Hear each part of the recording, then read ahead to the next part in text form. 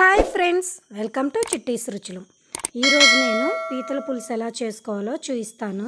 చాలా సింపుల్గా చేసుకోవచ్చండి. నేను మా అమ్మగారు వాళ్ళ ఊరు వెళ్ళినప్పుడు ఈ విధంగా పీతలు వస్తే తీసుకున్నాం. వాళ్ళే మనకి క్లీన్ చేసి ఇస్తారు. చూడండి, వాళ్ళు వీడియోలో చూపిస్తున్న విధంగా మొత్తం ఈ విధంగా నీట్గా క్లీన్ చేసి ఇస్తారు.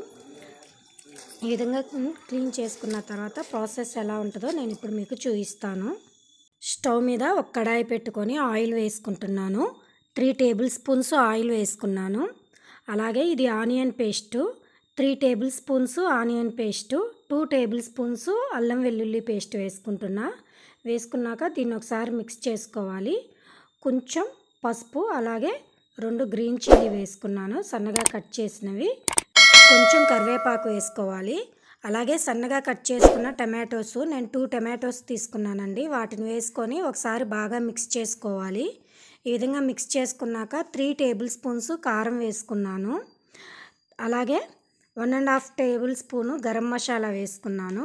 1 టేబుల్ స్పూను జీరా ధనియా పౌడరు వేసుకున్నాను. ఈ జీరా ధనియా పౌడర్ మిక్స్ చేసి వేసుకున్నానండి. అలాగే మనం ముందుగా క్లీన్ చేసి పెట్టుకున్న పీతలు ఉన్నవి కదా, అవి వేసుకోవాలి.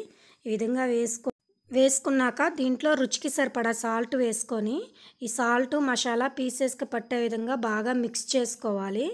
చూడండి, వీడియోలో చూపిస్తున్న విధంగా మిక్స్ చేసుకొని మూత పెట్టి ఒక 10 మినిట్స్ దీన్ని ఇంతే కుక్ చేసుకోవాలి.